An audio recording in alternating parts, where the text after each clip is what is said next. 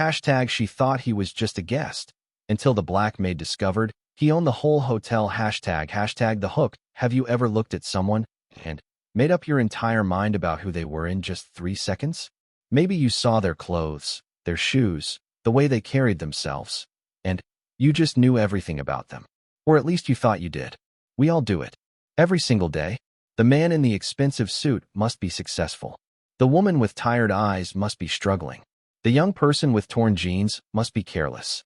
We create entire stories about strangers based on nothing but a glance. But what happens when you're completely wrong? What happens when the person you dismissed, ignored, or looked down upon turns out to be the one person who could change everything? This is a story about assumptions, about pride and prejudice, about a woman who cleaned hotel rooms for minimum wage and a man she thought was just another guest passing through. It's about the moment when everything she believed came crashing down, and she had to face a truth that made her question every judgment she'd ever made. This isn't just their story. It's a mirror held up to all of us, asking one simple question. How many times have we been wrong about someone? How many opportunities have we missed because we refuse to see past our own assumptions? By the time you finish reading, you might never look at a stranger the same way again. The morning air in downtown Charleston carried that particular heaviness that comes right before a storm, thick and pressing, making even simple breathing feel like work. Margaret Williams had been awake since 4:30, just like every other morning for the past 16 years. Her alarm hadn't even gone off. Her body just knew. It was programmed into her bones now. This rhythm of waking before dawn, moving through the dark rooms of her small apartment with practiced silence so she wouldn't wake her daughter in the next room. She stood in front of her bathroom mirror, the fluorescent light buzzing slightly overhead, casting harsh shadows across her face. 52 years old, though most days she felt 70. Her hands moved automatically, pulling her hair back into the same tight bun she'd worn for years, securing it with bobby pins that had lost their coating long ago. Her uniform hung on the back of the door, pressed and ready. Navy blue dress, white collar, white apron. The outfit of invisibility. People looked right through you when you wore it. Margaret had learned that lesson well over the years. She'd become a ghost in her own life, moving through the grand halls of the Whitmore Grand Hotel, cleaning up after people who would never remember her face. And that was fine. That was safe. Invisible meant you didn't get hurt. Invisible meant you kept your job. Invisible meant you could support your daughter, pay your rent, keep the lights on. The bus ride downtown took 45 minutes. Margaret sat in her usual spot, third row from the back, right side, window seat. She watched the city transform as they moved from her neighborhood to the historic district. The houses got bigger. The cars got nicer. The people got whiter. It was the same journey she'd made thousands of times, watching her world shrink in the rearview mirror while someone else's world expanded in front of her. The Whitmore Grand Hotel stood like a monument to old Southern wealth, all white columns and grand balconies, dripping with the kind of charm that appeared in magazines and postcards. It had been built in 1889 by the Whitmore family, back when Charleston was still trying to rebuild itself after the Civil War. For over a century, it had hosted presidents, movie stars, and business tycoons. The lobby alone was worth more than everything Margaret would earn in her entire lifetime. She entered through the service entrance, as always. "Margaret, you've got the 3rd floor today," Rita said without looking up from her clipboard. "Rooms 301 through 320. There's a checkout in 314, so strip that one completely. And there's a new guest in 307 who specifically requested daily service, so make sure you knock before entering. Some of these people are particular about their privacy." Margaret nodded, collecting her master key and her card. The 3rd floor was decent work. Not as prestigious as the penthouse suites on the 7th floor, but better than the conference level with its constant mess of coffee cups and scattered papers. The 3rd floor mostly housed business travelers and tourists, people who were rarely in their rooms during the day. She pushed her cart to the elevator, the wheels squeaking slightly on the polished marble floor. The hotel was just beginning to wake up. She could hear the kitchen staff clattering in the distance, smell the coffee brewing in the restaurant. In a few hours, the lobby would be full of guests checking out, checking in, complaining about their stays, or praising the service. But right now, in this early morning quiet, The hotel almost felt peaceful. The elevator doors opened on the third floor, and Margaret began her routine. She developed a system over the years. Start at the far end of the hallway. Work your way back toward the elevator. Do the occupied rooms first while guests were out. Then, handle the checkouts. Minimize the number of times you have to push the heavy cart back and forth. Efficiency was everything when you were paid by the hour, but judged by the room. Room 301 was empty, bed already made. Some guests were like that, too neat to let housekeeping see their mess. Room 302 needed fresh towels and a quick vacuum. Room 303 through 306 were similar, just minor touch-ups. Then, she reached room 307. She knocked 3 times, as she'd been trained. "Housekeeping," she called out, her voice flat and professional. No answer. She knocked again, waited 30 seconds, then used her key card to enter. The room was dim, curtains still drawn against the morning light. As her eyes adjusted, she could make out a figure in the bed, still asleep. She froze. This wasn't supposed to happen. The system was designed to prevent this. Guests were supposed to hang the "Do Not Disturb" sign if they didn't want service. She was about to back out quietly when the man in the bed stirred. He sat up slowly, rubbing his eyes, and Margaret got her first real look at him. He was black, maybe in his early 30s, with short natural hair and the kind of athletic build that spoke of regular gym visits. He wore a plain white t-shirt, and his face had that puffy, vulnerable look people get when they've just been yanked out of deep sleep. "I'm so sorry, sir," Margaret said quickly, already backing toward the door. "I knocked, but there was no answer. I'll come back later." The man blinked at her, still half asleep. No, it's okay," he said, his voice rough. "What time is it?" "Just past 7, sir." He groaned and ran his hand over his face. "I must have forgotten to put out the sign. My fault entirely. But since you're here, you might as well do your thing. I need to get up anyway." Margaret hesitated. This wasn't protocol. She was supposed to leave and come back. But the man was already getting out of bed, grabbing a pair of jeans from the chair and heading toward the bathroom. "I'll just be a few minutes," he called over his shoulder. "Make yourself at home. Make yourself at home." As if she could ever feel at home in a place like this. Margaret stood uncertainly for a moment, then decided to at least start with the easy tasks. She could change the towels in the main bathroom, empty the trash, restock the coffee supplies. By the time she finished those tasks, maybe he'd be done in the bathroom, and she could quickly make the bed and leave. She worked quietly, efficiently, years of practice making her movements almost automatic. She was replacing the coffee pods when she heard the bathroom door open. The man emerged, now wearing jeans and still pulling a Stanford University sweatshirt over his head. Stanford. That caught her attention. Her daughter, Jasmine, was a senior in high school, and Stanford was her dream school. An impossible dream, probably, but still a dream. "Stanford," Margaret said before she could stop herself. "That's a good school." The man looked down at his sweatshirt as if he'd forgotten what he was wearing. "Oh yeah? I went there for graduate school. MBA program." He said it casually, the way someone might mention they'd gone to the grocery store. Margaret felt that familiar twist in her stomach, that mixture of pride for what this young man had achieved, and pain for what her own daughter probably never would. "My daughter wants to go there," she said quietly. "She's got the grades for it, too. But the money." She trailed off, realizing she was sharing too much with a stranger. The man's expression softened. "It's expensive, no doubt about that. But they have good financial aid programs. She should definitely apply. You never know. You never know." That was what people with money always said. You never know. As if hope alone could pay for $50,000 a year in tuition, room, and board. But Margaret just nodded and went back to her work, making the bed with hospital corners, the way Rita had taught her years ago. The man sat down in the armchair by the window, pulling on socks and sneakers. "How long have you worked here?" he asked. It was an unusual question. Most guests didn't ask questions. Most guests barely acknowledged that housekeeping staff existed. 16 years, Margaret answered, smoothing down the duvet. 16 years. Wow.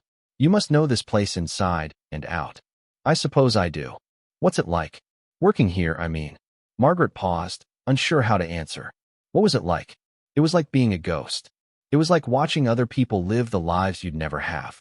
It was like your back aching and your feet swelling and your hands cracking from chemicals.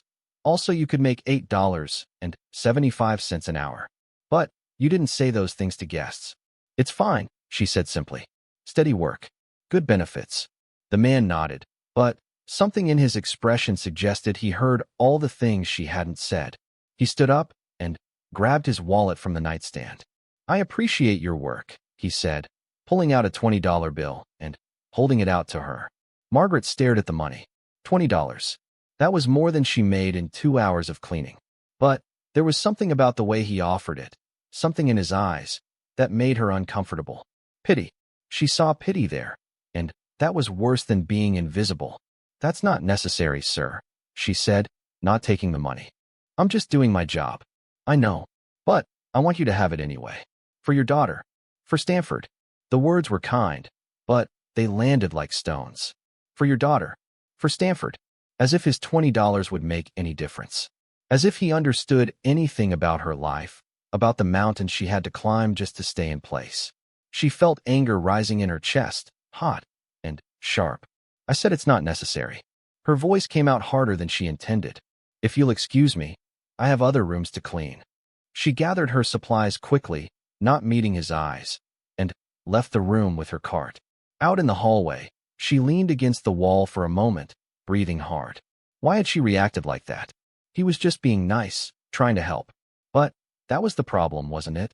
He thought he could help. He thought $20 and some advice about financial aid would make everything okay. He thought he understood, but he didn't understand. He couldn't understand. He'd gone to Stanford. He stayed in hotels like the Whitmore Grand. He probably had family money, connections, opportunities that people like her couldn't even imagine. And now he was here, playing the generous guest, handing out money like it was nothing, making himself feel good about helping the poor housekeeper.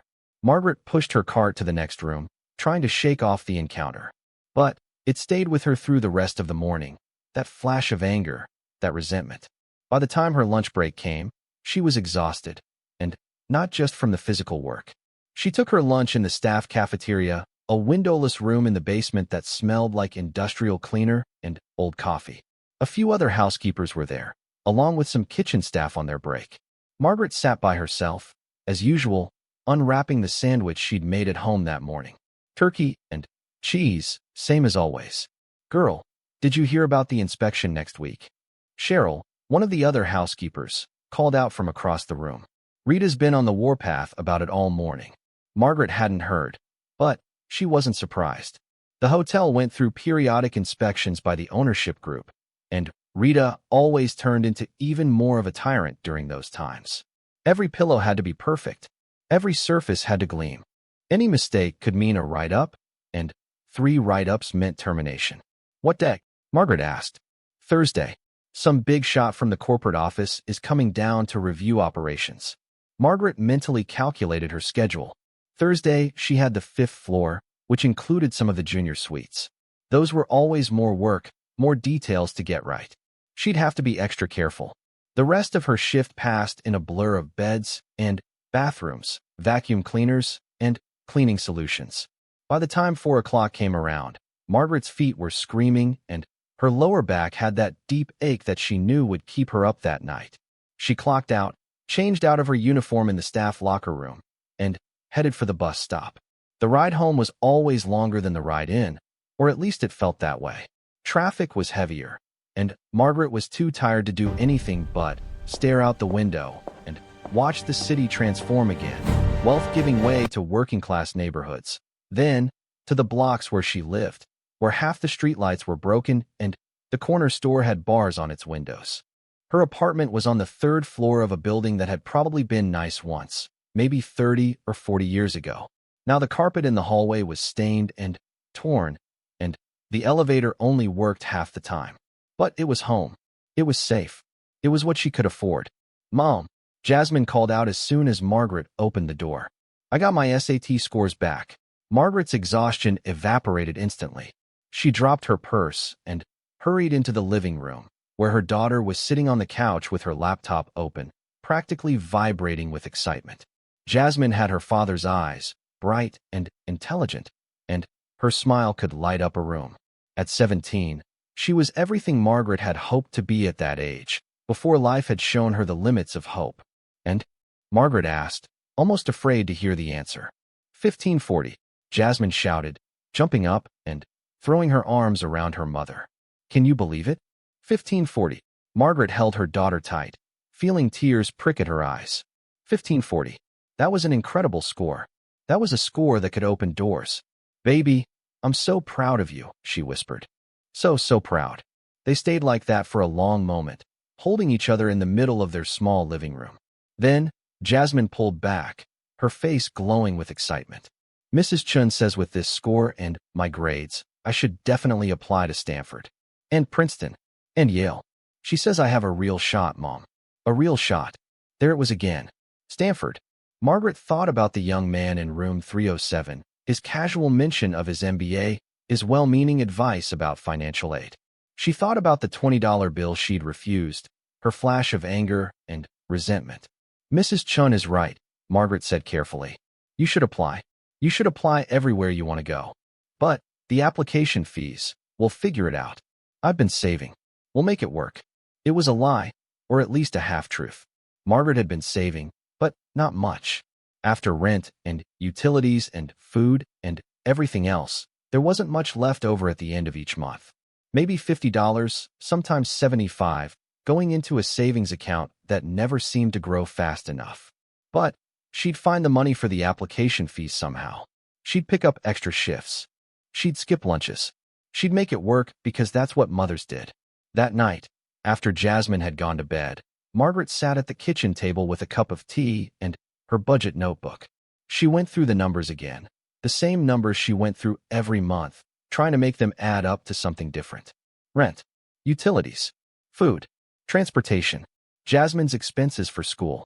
The columns of figures marched down the page, unforgiving in their mathematics. Even if Jasmine got into Stanford, even if they offered financial aid, there would still be costs. There would still be gaps that needed filling. Margaret had heard stories about students who'd gotten into elite schools only to struggle with the hidden expenses, the costs that financial aid didn't cover.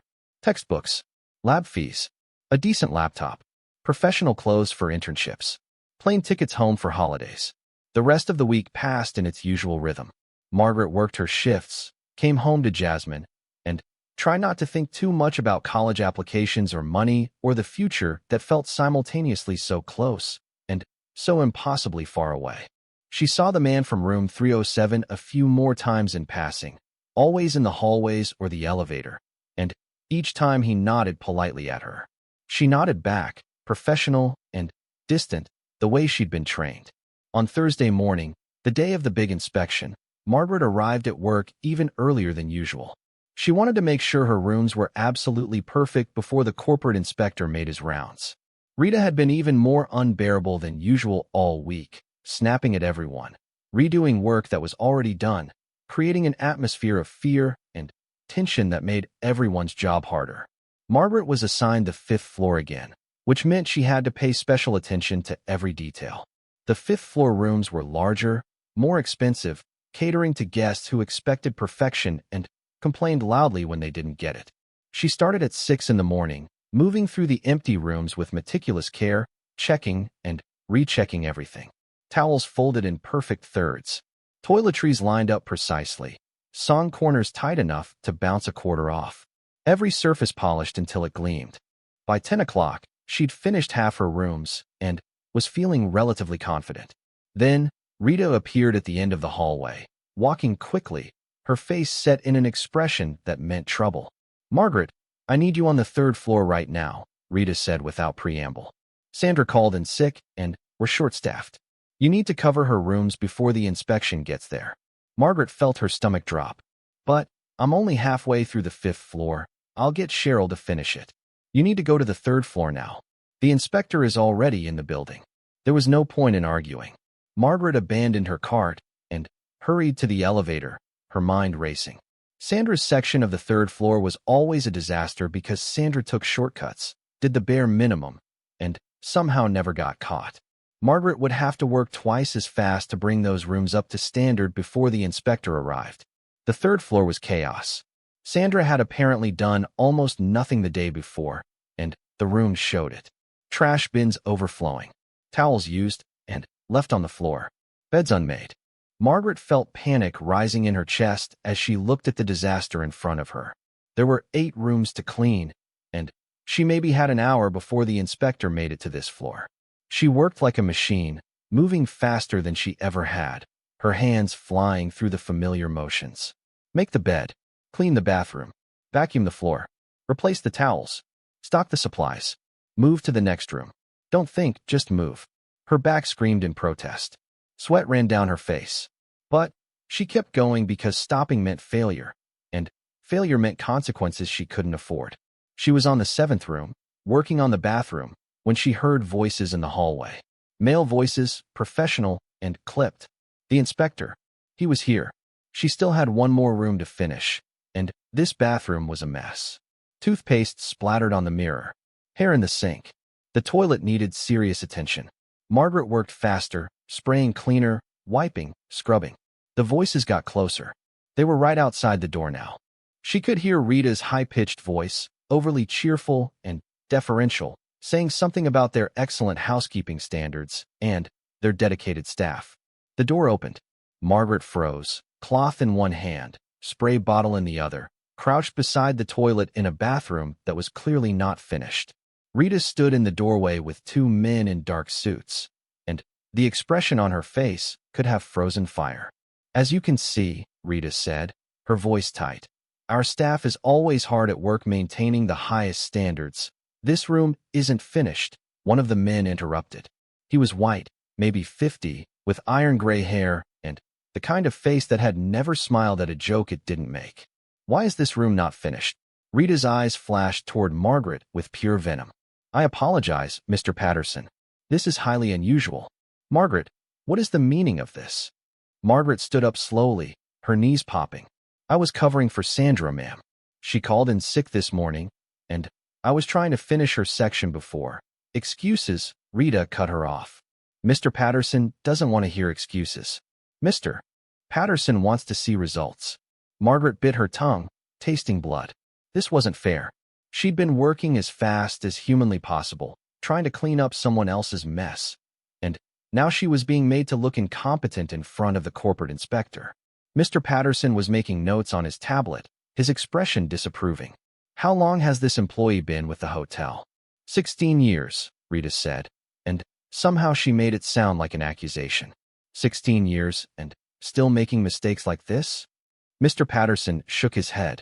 This is exactly the kind of operational inefficiency I've been seeing throughout the property. Staff not properly managed, work not completed to standard, accountability lacking at every level. The second man, who had been silent until now, stepped forward into the bathroom.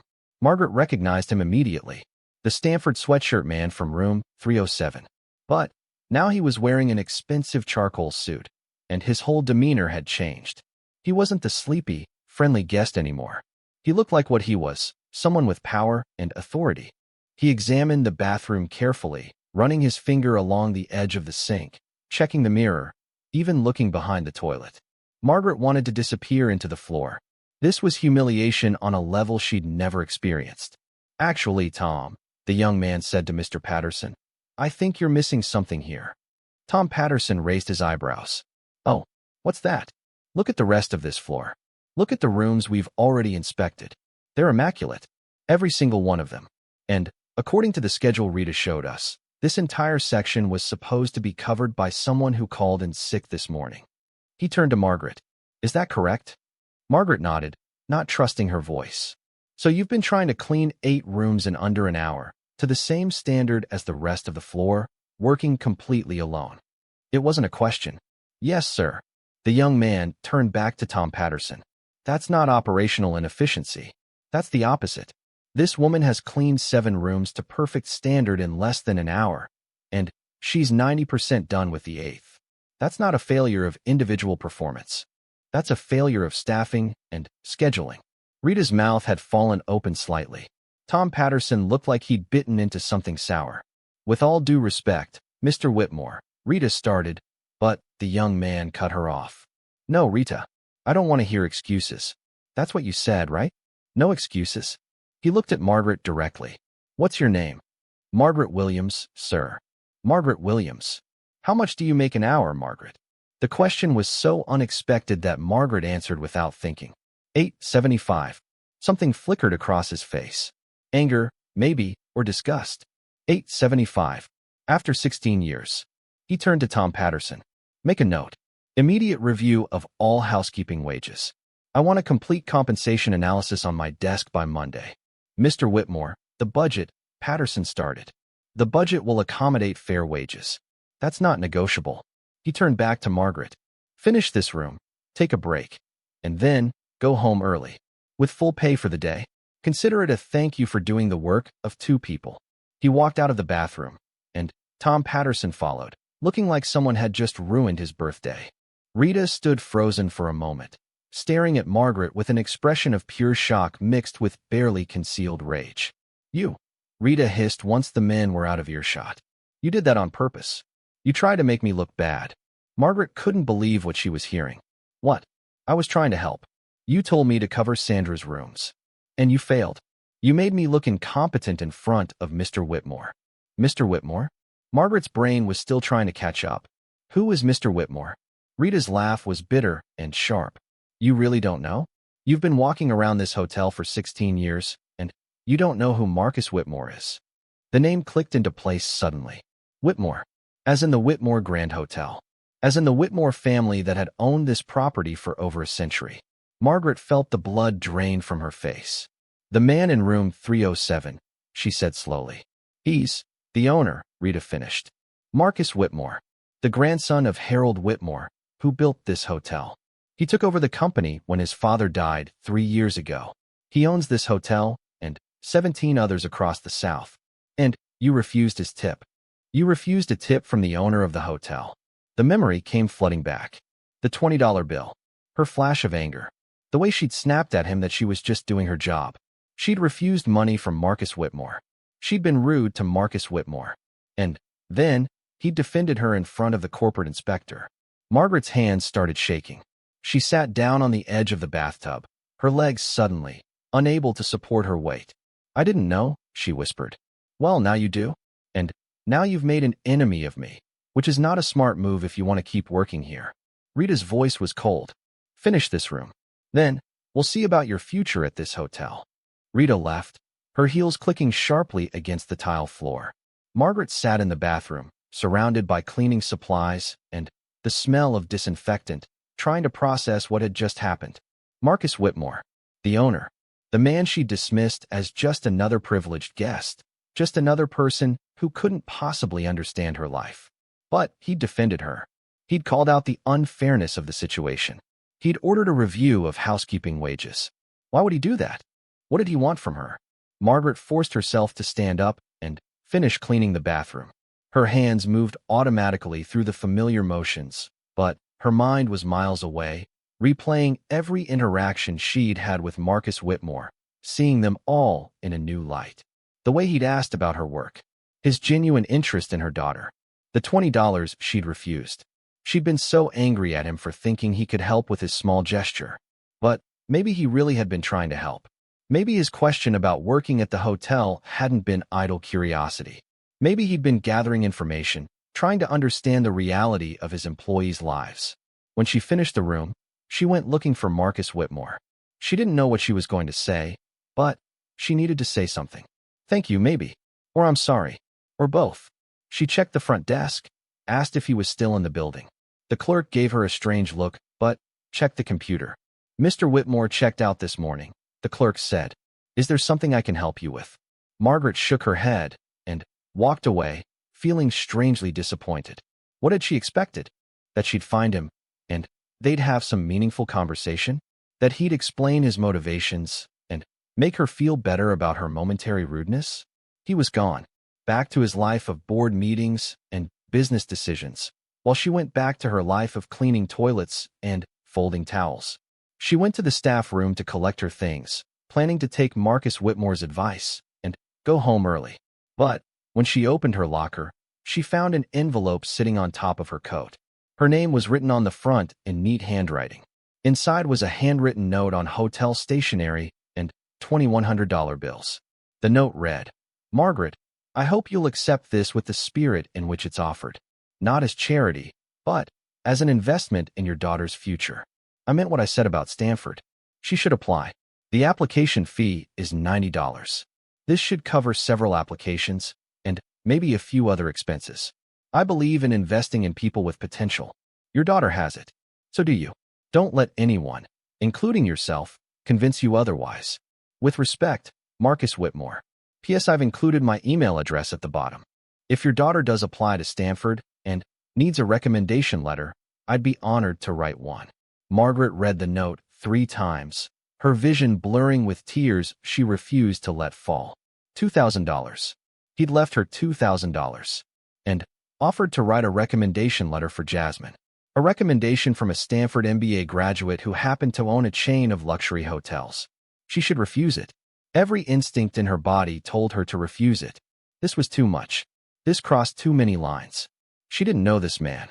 She didn't owe him anything, and she didn't want to owe him anything. Accepting this money would create a debt, an obligation, a connection she wasn't sure she wanted. But then she thought about Jasmine, about her 1540 SAT score, about Mrs. Chen saying she had a real shot at top schools, about the application fees and the expenses that Margaret's savings could never cover, about the future that this money could help secure. Margaret carefully folded the note and put it in her pocket with the cash. She would think about it. She would sleep on it. She would figure out what to do. But right now, she needed to go home and tell her daughter that everything was about to change. The bus ride home felt different somehow, even though everything looked exactly the same. Same streets, same buildings, same people getting on and off at the same stops. But Margaret felt like she was seeing it all through new eyes. Or maybe she was seeing herself through new eyes. For 16 years, she'd been invisible. For 16 years, she'd accepted that invisibility as the natural order of things. She was the help. They were the guests. That was how it worked. But Marcus Whitmore had seen her. Really seen her. Not as a maid or a servant or a uniform, but as a person. As someone with dreams and struggles and a daughter who deserved a chance. When she got home, Jasmine was at the kitchen table doing homework, her textbooks spread out across the surface. She looked up when Margaret came in, surprised. "Mom, you're home early. Did something happen?" Margaret sat down across from her daughter, the weight of the envelope in her pocket feeling both heavy and light at the same time. "Baby, I need to tell you something. And I need you to help me figure out what to do about it." She told Jasmine everything. About Marcus Whitmore. About the inspection. About the money and the note and the offer to write a recommendation letter. Jasmine listened without interrupting, her eyes getting wider and wider. When Margaret finished, Jasmine was quiet for a long moment. Then, she said, "Mom, why would you even consider not accepting this? This is incredible. This changes everything." "I don't like charity," Margaret said quietly. "It's not charity." He said so himself. "It's an investment." Jasmine reached across the table and took her mother's hands. "Mom, you've spent my entire life sacrificing for me, working jobs that hurt your body and your spirit so I could have opportunities you never had. And now someone is offering to help, and you want to refuse because of pride. It's not about pride. Yes, it is. It's about pride and fear. You're afraid that accepting help means you failed somehow. But that's not what it means. It means you're brave enough to take a chance when it's offered." Jasmine squeezed her mother's hands. "Please, Mom, let me apply to Stanford. Let this man help us. You've earned this help 1,000 times over." Margaret looked at her daughter, at her bright eyes and her earnest face, and felt something crack open inside her chest. Maybe Jasmine was right. Maybe this was about more than pride. Maybe it was about believing she deserved help. Believing her daughter deserved every opportunity the world could offer. "Okay," Margaret whispered. "Okay, we'll use the money for applications. And if you get in, we'll figure out the rest." Jasmine jumped up and hugged her mother so hard they both almost fell out of their chairs. They sat there in the kitchen, holding each other and crying and laughing, while the afternoon light slanted through the windows and turned everything gold. That night, Margaret composed an email to Marcus Whitmore. She wrote it, and Marcus Whitmore's response came the next morning, before Margaret had even left for work. She checked her email while drinking her coffee, not really expecting to see anything there. But his name popped up in her inbox, and her heart did a strange little jump. Dear Margaret, please don't apologize. Your reaction was completely understandable and, frankly, appropriate. You didn't know who I was, and even if you had every right to maintain your dignity and boundaries. I'm the one who should apologize for putting you in an uncomfortable position. I would be honored to write a recommendation letter for Jasmine. Have her send me her transcript, her SAT scores, and a brief statement about why she wants to attend Stanford. I'll make sure she has the strongest possible letter. As for work, I want you to know that I've spoken with Rita Sanderson and made it clear that any retaliation against you will result in immediate termination. Your job is secure. More than secure, actually. I'd like to discuss some opportunities with you when I'm back in Charleston next month. I think you have leadership potential that's being wasted in your current role. Best regards, Marcus. Margaret read the email 3 times, her coffee growing cold in her hands. Leadership potential. Her. The woman who cleaned toilets and changed sheets and had been invisible for 16 years. What kind of leadership was he talking about? And what did he mean by opportunities? She forwarded the email to Jasmine with a brief message. He said yes to the recommendation letter. Get your materials together. Then, she got dressed for work, her mind churning with questions and possibilities and fears. The hotel felt different when she walked in that morning. Or maybe she felt different. Either way, something had shifted. The other housekeeping staff looked at her strangely as she clocked in, and the whispers started as soon as she walked past. By the time she got to the housekeeping office, she knew that everyone had heard about yesterday's inspection. Rita was waiting for her, arms crossed, face like stone. Margaret, my office. Now. Margaret followed Rita into the small, cluttered office at the end of the hallway. Rita shut the door with more force than necessary and turned to face her. I don't know what you think you're doing, Rita said, her voice low and dangerous. I don't know what game you're playing with Mr. Whitmore. But let me make one thing very clear. I run this department. Me, not you. And if you think getting the owner's attention is going to change your position here, you're sadly mistaken. Margaret took a deep breath, feeling something harden inside her. For 16 years, she'd taken Rita's abuse. For 16 years, she'd kept her head down and her mouth shut and accepted that this was just how things were. But something had changed. Marcus Whitmore had changed it when he'd defended her, when he'd seen her, when he'd told her she had potential. I'm not playing any game, Margaret said calmly. I'm just doing my job. The same job I've been doing for 16 years. And Mr. Whitmore noticed that. That's not my fault. Don't get smart with me. I'm not getting smart. I'm being honest. Margaret held Rita's gaze. You put me in an impossible situation yesterday. You told me to clean 8 rooms in an hour. And I almost did it. Instead of backing me up, you threw me under the bus in front of the inspector. Mr. Whitmore saw that. That's not about me playing games. That's about him seeing exactly what happened. Rita's face was turning red. You have no idea what you're talking about. You have no idea about the pressure I'm under, the expectations, the constant scrutiny. You're right. I don't know about that. Because you've never treated me like someone worth talking to about it. You've never treated any of us like we're worth anything except criticism and write-ups. Margaret felt years of resentment bubbling up, and, for once, she didn't push it down. But I do know about pressure. I know about working 2 jobs to make ends meet. I know about choosing between fixing your car and buying groceries. I know about raising a kid alone while working 60 hours a week. So don't tell me I don't understand pressure. Rita opened her mouth, then closed it again. For a moment, she looked almost human, almost vulnerable. Then, the mask snapped back into place. Fine, Rita said coldly. You want to talk about honesty? Here's some honesty. You're good at your job. Maybe the best housekeeper I've got. But this department runs on respect and hierarchy. And you just threw that out the window.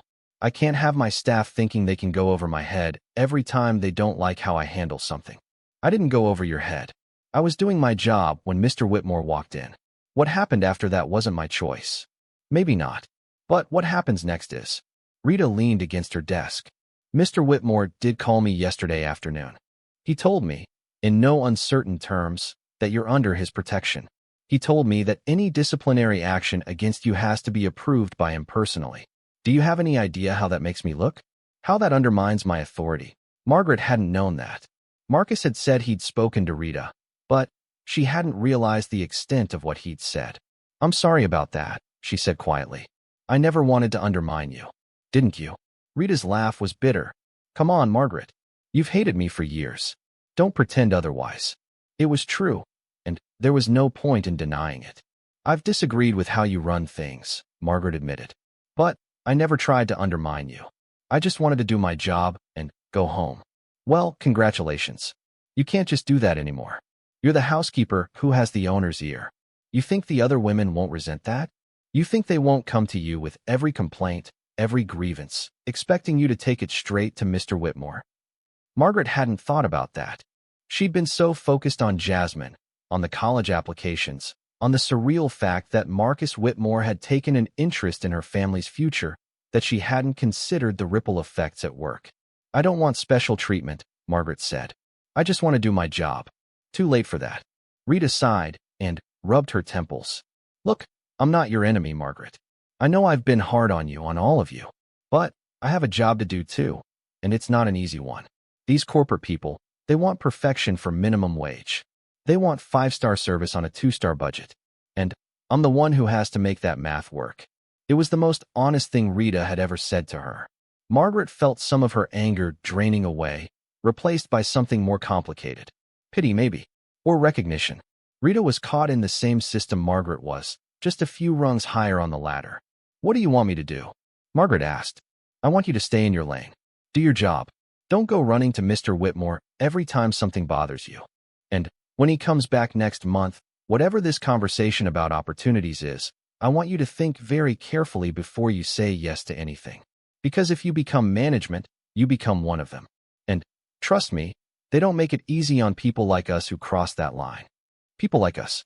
It was the first time Rita had ever acknowledged their shared reality. 2 black women trying to survive in a system that valued them only for their labor and would replace them in a heartbeat if they couldn't keep up. I'll think about it, Margaret said. See that you do. Rita opened the door, signaling the conversation was over. You've got the 2nd floor today. Let's try to get through one shift without any drama, shall we? Margaret nodded and left the office. The other housekeepers were gathered by the supply closet, and they all stopped talking when she walked past. She could feel their eyes on her back, could hear the whispers starting up again as soon as she was out of earshot. This was her life now. The woman who had the owner's attention.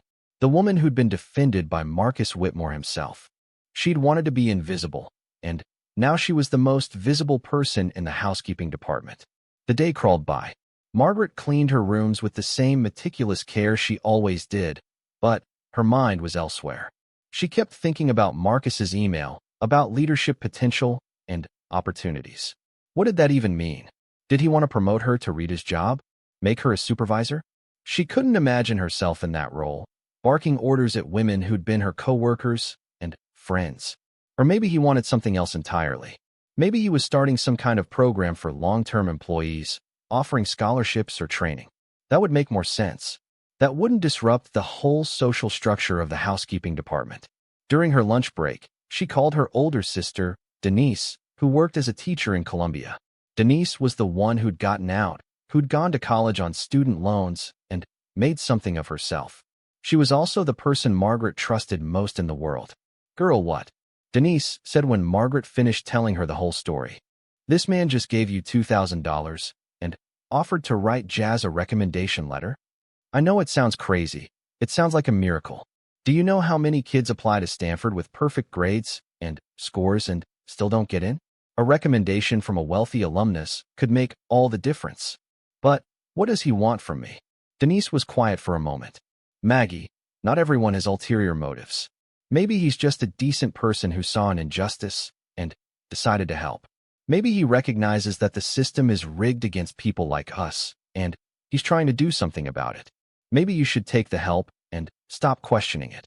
You sound like Jazz. Smart girl, that daughter of yours. She gets it from her mama, even if her mama is too stubborn to see it. Denise's voice softened. Look, I know it's scary. I know you've been burned before. But sometimes you have to take a leap of faith. Sometimes the universe actually does send help when you need it most. After they hung up, Margaret sat in the staff cafeteria, staring at her half-eaten sandwich. A leap of faith.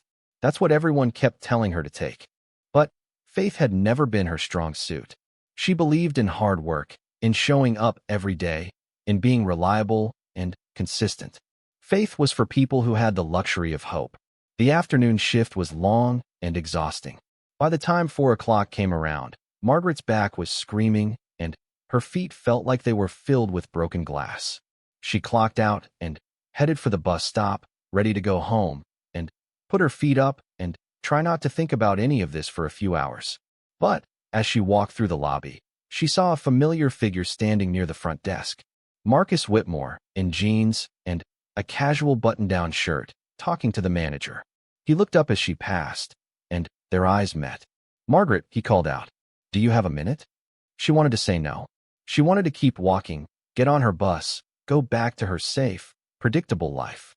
But she stopped and walked over to him, feeling the eyes of everyone in the lobby tracking her movement. "I thought you checked out," she said. "I did. But I came back. There are some things about the hotel I wanted to check on personally." He gestured toward the restaurant. "Have you had dinner? Can I buy you a meal? I'd like to talk to you about something." Margaret glanced around the lobby. Everyone was watching. The desk clerks, the bellhops, a few guests, and she knew that by tomorrow, everyone in the entire hotel would know that Margaret Williams had dinner with Marcus Whitmore. "I should get home to my daughter," she said. "I understand. But this is important. It's about your future here. I promise I won't take up too much of your time." Margaret pulled out her phone and texted Jasmine. "Going to be late. Eat without me. We'll explain later." Then, she followed Marcus into the hotel restaurant, feeling like she was walking into something she couldn't control. The restaurant was mostly empty at this hour, the dinner rush not yet started. Marcus led her to a table in the back corner, away from windows and foot traffic. The hostess brought menus, and Marcus ordered a bottle of water for the table. "Order anything you want," he said. "It's on the house. Owner's privilege." Margaret ordered a Caesar salad, not because she was particularly hungry, but because it seemed like the safest, simplest option. Marcus ordered the same, then set his menu aside and looked at her directly. "I owe you an explanation," he said, "about why I've taken such an interest in you and your daughter. It's probably seemed strange, maybe even suspicious. A stranger giving you money, offering to help. I want you to understand where I'm coming from." Margaret waited, hands folded in her lap. "My grandfather built this hotel," Marcus began. "Harold Whitmore. He was a complicated man, brilliant businessman, visionary in a lot of ways. But he was also a product of his time and place, which means he held beliefs and made decisions that I'm not proud of. This hotel, for most of its history, didn't welcome black guests. It employed black workers, paid them poverty wages, treated them as invisible, as less than. My grandfather profited from that system. My father continued it, though he made some changes near the end of his life. And when I inherited the company 3 years ago, I inherited that legacy." He paused as the waiter brought their salads. Neither of them touched their food. "I went to Stanford on my grandfather's money," Marcus continued. "Money that was built, in part, on the backs of people like you. People who worked hard for almost nothing while men like my grandfather got rich. And when I came back to take over the company, I started really looking at how things worked. How little we paid our housekeeping staff. How few opportunities we gave them for advancement.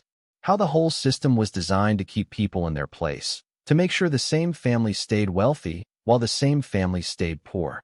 So this is guilt," Margaret said quietly. "You're trying to assuage your family's guilt. Maybe partly. But it's more than that. I genuinely believe the system is broken. I genuinely believe people like you deserve better. And I have the power to make changes, so I'm trying to make them. It's slow going. There are boards and budgets and 100 people telling me why we can't afford to pay housekeepers more or offer better benefits or create advancement pathways. But I'm doing it anyway. And I'm what? Your test case? Your proof of concept." Marcus smiled slightly. "You're direct. I appreciate that. And yes, maybe you are in a way. But you're also someone who impressed me.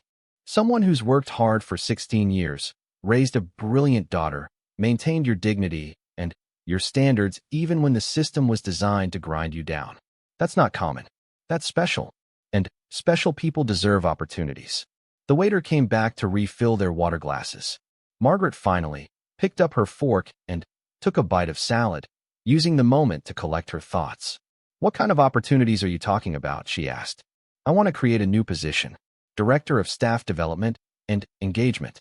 Someone who understands what it's like to work in housekeeping, who can identify inefficiencies and problems from a ground-level perspective, who can develop training programs and mentorship opportunities for new employees. Someone who can help me remake this company into something better than what my grandfather built. Margaret stared at him. You want me to be management. I want you to be leadership. There's a difference. Management enforces the system. Leadership changes it. I don't have a college degree. I don't have any training in HR or staff development or any of that. You have 16 years of experience and a perspective that no amount of formal education can provide. We can get you training. We can send you to workshops and seminars. But I can't teach someone to care about the people at the bottom of the ladder. You already care. That's what I need. Margaret set down her fork. Her hands were shaking slightly. This is too much. This is happening too fast. A week ago, I was just a housekeeper. Now you're offering me some kind of executive position. Not executive. Mid-level management, to start. But with room to grow. Marcus leaned forward. Margaret, I know this is overwhelming. I know it seems sudden. But I've been watching this hotel for 3 years, looking for the right person for this role. Someone with credibility among the staff. Someone with integrity. Someone who won't just become another cog in the machine. And then I met you. And I saw how you worked, how you carried yourself, how you refused my money because you didn't want to compromise your dignity. That told me everything I needed to know. Rita said if I become management, I become one of them. She said they don't make it easy on people like us who cross that line. Rita's not wrong. It will be hard. There will be people who resent you. People who think you don't deserve the position. People who will question every decision you make. But there will also be people you can help. People whose lives you can make better. Isn't that worth the difficulty? Margaret thought about all the young women she'd worked with over the years. Women like Sandra, who cut corners because they were exhausted and underpaid and undervalued. Women who'd started with hope and ended with cynicism. Women who deserved better than what the system offered them. I need time to think about this, she said. Of course, take all the time you need. But I should tell you, the position comes with a salary of $65,000 a year, full benefits, and a budget to design the programs you think are needed. It's a real job with real resources and real power to make changes. $65,000. Margaret made just under $19,000 a year now.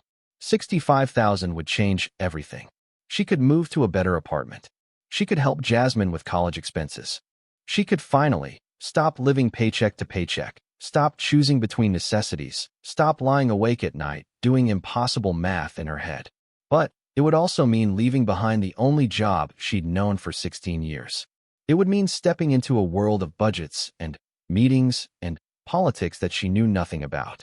It would mean making herself a target for every person who thought she didn't belong in that role. I'll think about it, she said again. I promise I'll really think about it. But I can't give you an answer right now. That's fair.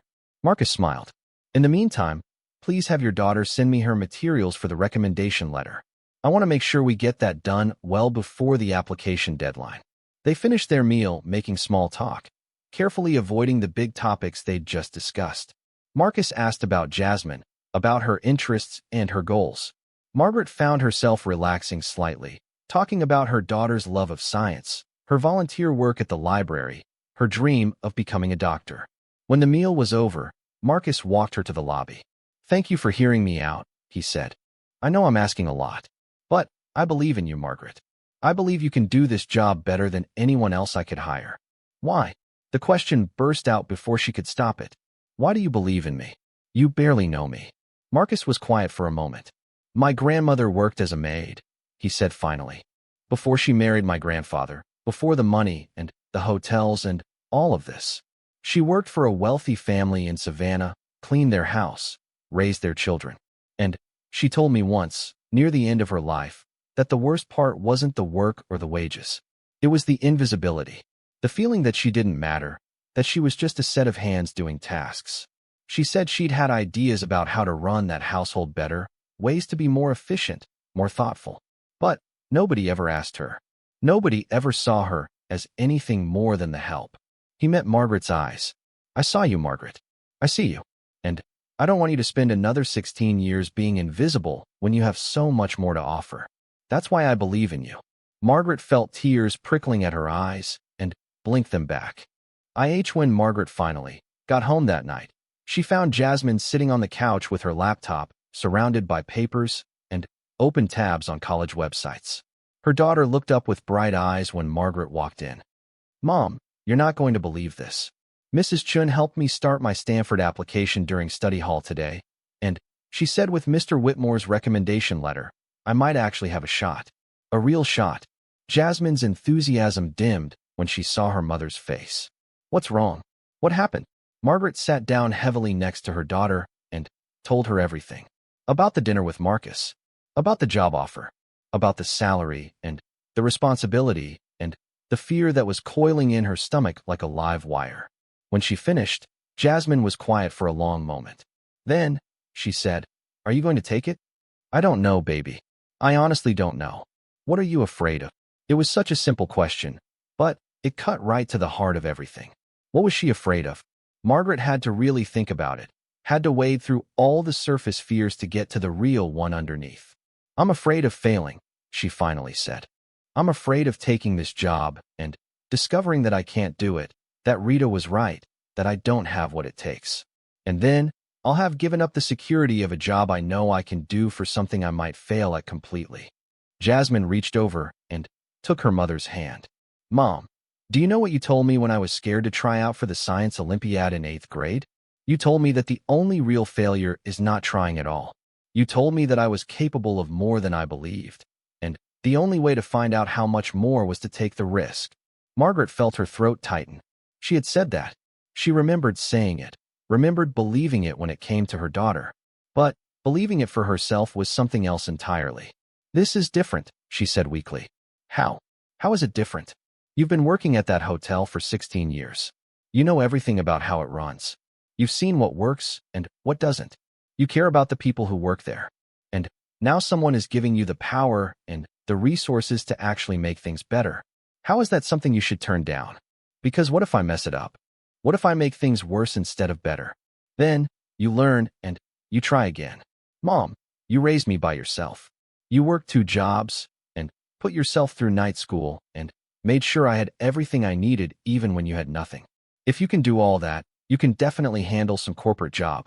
Margaret pulled her daughter into a hug, breathing in the familiar scent of her shampoo, feeling the solid warmth of her presence. When had her baby gotten so wise? When had she become the one offering comfort and advice instead of receiving it? When did you grow up on me? Margaret whispered. I learned from the best, Jasmine whispered back. They stayed like that for a while, holding each other in the small living room of their small apartment. Then, Jasmine pulled back and looked at her mother seriously. I think you should take the job, Mom. I think you should take it and show everyone what you're capable of, including yourself. That night, Margaret lay awake for hours, staring at the ceiling and thinking. She thought about all the young women who'd come through the housekeeping department over the years, bright and hopeful at first, then gradually worn down by the low pay and the lack of respect, and the knowledge that this job was probably all they'd ever have. She thought about Sandra, calling in sick because she couldn't face another day of back-breaking work for wages that barely covered her rent. She thought about Rita, sharp and bitter, wielding her tiny amount of power like a weapon because it was the only power she'd ever been given. And she thought about Marcus Whitmore's grandmother, working as a maid in Savannah, full of ideas and insights that nobody ever asked for, invisible in a house full of people who looked right through her. Maybe that was the real question. Not whether Margaret could do this job, but whether she could live with herself if she didn't try. How many more years could she spend being invisible, watching other people make decisions that affected her life, knowing that things could be better, but accepting that they never would be? Somewhere around 3 in the morning, Margaret made her decision. It came quietly, not with fanfare or dramatic revelation, just a calm settling in her chest. She would take the job. She would take it, and She would give it everything she had. And if she failed, at least she would fail trying to make things better, not just accepting things as they were. The next morning, she wrote Marcus an email before she could second-guess herself. Dear Marcus, I've thought carefully about your offer, and I would like to accept the position of Director of Staff Development and Engagement. I don't know if I can do everything you're hoping for, but I promise I will give it my absolute best effort. When would you like me to start? Thank you for believing in me, even when I wasn't sure I believed in myself. Margaret. His response came within an hour. Margaret, I'm thrilled. And I know you can do this. Let's plan for you to start in 3 weeks. That will give us time to hire a replacement for your current position and for you to transition your responsibilities. I'll have HR send you all the paperwork today. Welcome to the leadership team. 3 weeks. Margaret had 3 weeks to prepare herself for a completely new life. 3 weeks to say goodbye to housekeeping and hello to something she couldn't quite imagine yet. When she got to work that morning, she went straight to Rita's office. Rita looked up from her computer with her usual expression of weary irritation. I'm taking the job, Margaret said without preamble. The Director of Staff Development position. I start in 3 weeks. Rita's face went through several emotions in quick succession. Surprise, anger, resignation, then something that might have been respect. Well, Rita said finally. I can't say I'm surprised. Congratulations, I suppose. Rita, I want you to know that I'm not trying to make your life harder. I'm not trying to undermine you or prove anything. I just want to help make things better for the staff. Everyone wants to make things better until they actually have the power to do it. And then they realize how complicated it really is. Rita leaned back in her chair. But maybe you'll surprise me. Maybe you'll actually make a difference. God knows someone needs to. I'll need your help, Margaret said. You know more about running this department than anyone. I'd like to learn from you, if you're willing to teach me. Rita studied her for a long moment. You're really serious about this, aren't you? This isn't just an ego trip or a power play. I'm serious. I know what it's like to be on the bottom. I don't want to forget that just because I'm moving up. We'll see. Rita turned back to her computer. Go to your shift. We'll talk about transition plans later. The news spread through the housekeeping department within hours. By lunchtime, everyone knew that Margaret Williams was leaving housekeeping to become some kind of fancy director. The reactions were mixed. Some of the women congratulated her warmly, genuinely happy to see one of their own move up in the world. Others were more reserved, suspicious of what this meant, worried that Margaret would change once she became management. Cheryl, who'd worked alongside Margaret for 8 years, pulled her aside in the supply closet. Is it true? You're really leaving? It's true. Damn, girl. From cleaning toilets to corporate office. That's quite a jump. I'm not going to forget where I came from, Cheryl. That's the whole point. I'm going to try to make things better for everyone. Cheryl gave her a long look. You say that now. But once you're up there making the big money, sitting in your nice office, do you really think you're going to remember what it's like down here? Do you really think you're going to fight for us when it means going against the other bosses? Yes, Margaret said firmly. I do. Because I remember every single thing about what this job is like. I remember the aching back and the swollen feet and the chemical burns on my hands. I remember making $8.75 an hour and having to choose between gas money and groceries. I remember all of it, and I'm not going to forget just because my title changes. I hope you're right, Cheryl said. I really do, because we need someone up there who actually gives a damn about us. But I've seen too many people change when they get a little power. I've seen too many people forget. The conversation stayed with Margaret throughout the day. She understood Cheryl's skepticism. She'd seen it too, the way people changed when they moved up, the way they started to identify more with management than with the workers they'd left behind. She'd seen Rita do it, seen the way Rita had become harder and more distant as she'd climbed from housekeeper to head of housekeeping. But Margaret promised herself she wouldn't do that. She would stay connected to the reality of the work. She would listen to the housekeepers and the maintenance staff and everyone else who made the hotel run. She would use her new power to actually make a difference, not to protect the status quo. The next 3 weeks passed in a blur. Margaret trained her replacement, a young woman named Tasha who'd been working in housekeeping for 2 years. She documented all her procedures and shortcuts, all the little tricks she'd learned over 16 years of making beds and cleaning bathrooms. She met with HR to fill out paperwork, to go over her new benefits package, to sign contracts that made her head spin with legal language she barely understood. And she helped Jasmine finalize her Stanford application. Marcus had sent his recommendation letter directly to the admissions office, along with a personal note to the dean of admissions that he'd copied Margaret on. In it, he'd written about Jasmine's academic achievements, her character, her potential.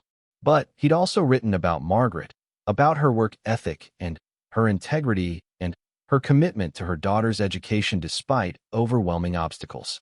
It was one of the most moving things Margaret had ever read, and she'd cried when she finished it. "He really gets it," Jasmine had said, reading over her mother's shoulder. "He really understands what you've done for me." They submitted the application 2 weeks before the deadline. Then, they submitted applications to Princeton, Yale, Duke, and 3 safety schools, using the money Marcus had given them plus some of Margaret's savings. Every time Jasmine clicked submit on another application, Margaret felt a mixture of pride and terror. What if she got in? What if she didn't? What if the money wasn't enough? What if it all fell apart? But they'd deal with those questions when they came. For now, Margaret had a new job to prepare for. On her last day as a housekeeper, the other women in the department threw her a small party in the staff cafeteria. Someone had made a cake, and someone else had put together a card that everyone had signed. The messages ranged from warmly congratulatory to cautiously hopeful to slightly bitter, a perfect reflection of the complicated emotions her promotion had stirred up. Rita even said a few words, standing awkwardly at the front of the room with everyone watching. "Margaret Williams has been a fixture in this department for 16 years, Rita said. "She's been reliable, professional, and consistent. I wish her the best in her new role, and I hope she'll remember what it was like to work at this level when she's making decisions that affect all of us." It wasn't exactly a ringing endorsement, but, coming from Rita, it was practically a blessing. Margaret thanked everyone, tried not to cry, and promised that she would fight for them in her new position. That night, she carefully folded her housekeeping uniform for the last time and put it in the back of her closet. She wouldn't need it anymore. On Monday, she would be wearing business casual clothes, sitting in an office, attending meetings with department heads and corporate executives. The weekend before her first day in the new job, Margaret went shopping for work clothes with Jasmine.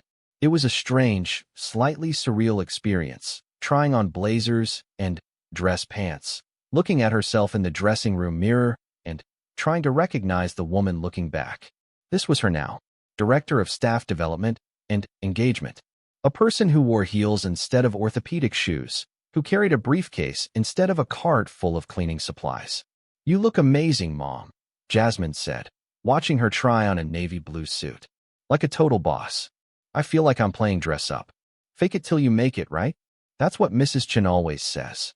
Margaret bought 3 suits, 5 blouses, and 2 pairs of shoes that would probably give her blisters until she broke them in. The total cost was more than she usually spent on clothes in a year, but Marcus had given her an advance on her first paycheck to cover the expense. Everything about this new life felt strange and unfamiliar, like she'd stepped into someone else's story. On Sunday night, she barely slept. She lay in bed, mentally preparing for her first day, trying to imagine what it would be like, what would be expected of her. Marcus had scheduled a full day of orientation meetings, starting with breakfast with him and the hotel's general manager, then sessions with HR, finance, and each of the department heads. When her alarm went off Monday morning at 6, Margaret felt like she hadn't slept at all. But she got up, showered, and carefully put on one of her new suits. She stood in front of the bathroom mirror, adjusting her blazer, and tried to project confidence she didn't feel. "You've got this, Mom," Jasmine said, appearing in the doorway with a smile. "Go show them what Margaret Williams can do." The bus ride downtown felt different. Margaret was used to being the only person in work clothes heading to a service job. Now she looked like all the other professionals on the bus, the office workers and managers heading to their white-collar jobs. Nobody looked at her strangely. Nobody assumed she was the help. She was just another working professional, invisible in an entirely new way. When she walked into the Whitmore Grand Hotel, she went through the main entrance for the first time in 16 years. The doorman nodded to her politely. The desk clerk smiled. She walked across that gleaming marble floor with her head up, her briefcase in hand, no longer sneaking in through the service entrance like someone who didn't belong. Marcus was waiting for her in the restaurant, along with David Chun, the hotel's general manager. Both men stood when she approached, and Marcus extended his hand. "Margaret, welcome to your first day. David, I'd like to introduce you to our new Director of Staff Development and Engagement, Margaret Williams." David shook her hand warmly. "I've heard great things about you, Margaret. Marcus says you're going to revolutionize how we support our staff. I'm looking forward to working with you." They sat down to breakfast, and Marcus and David walked her through the structure of the hotel's management team, explaining reporting relationships and responsibilities. Margaret tried to absorb it all, taking notes on a new tablet that Marcus had given her, feeling slightly overwhelmed but determined not to show it. "Your first priority," Marcus said, "is to conduct a comprehensive review of our current staff development programs. Talk to employees at every level. Find out what's working, what's not, and what's needed. Don't worry about budget constraints right now. Just figure out what we should be doing to support our people better. I also want you to look at our hiring and retention data," David added. "We have high turnover in housekeeping and food service. Exit interviews suggest it's about wages and working conditions, but I want a deeper analysis. What are we really doing wrong, and how do we fix it?" Margaret nodded, feeling the weight of these expectations settling on her shoulders. This was real. This was actually happening. She had real power now, real responsibility, real opportunity to make the changes she'd always thought the hotel needed. After breakfast, she was taken to her new office. It was small but nicely appointed, with a desk, a computer, a bookshelf, and a window that looked out over the street. Her name was already on the door: Margaret Williams, Director of Staff Development and Engagement. She stood in the doorway for a moment, looking at that nameplate, feeling tears prick at her eyes. This was hers. This was real. She'd made it. Her phone buzzed with a text from Jasmine. "How's your first day going, Director Williams? So proud of you, Mom. Go change the world." Margaret smiled and typed back, "Working on it, baby. Working on it." The rest of the day was a whirlwind of meetings and introductions. She met with the HR director, who gave her access to all the personnel files and explained the current staff development programs, which were minimal to the point of being basically non-existent. She met with the finance director, who walked her through the budget and made it clear that every expense would need to be justified. She met with Rita, who was professional but cool, maintaining a careful distance that spoke volumes about their changed relationship.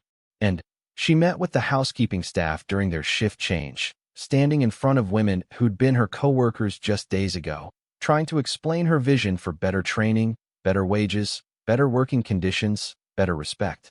"I know some of you are skeptical," Margaret said, looking around at the familiar faces. "I know you're thinking that I've forgotten what it's like to push a cart down these hallways, to clean rooms until your back screams, to smile at guests who don't even see you. But I haven't forgotten. I'll never forget. And I'm going to use this position to fight for the things I always wish someone would fight for when I was doing your job." Some of the women looked hopeful. Others looked dubious. A few looked openly hostile. Margaret understood all of it. She'd have to earn their trust, prove that she meant what she said. Words were easy. Actions would be what mattered.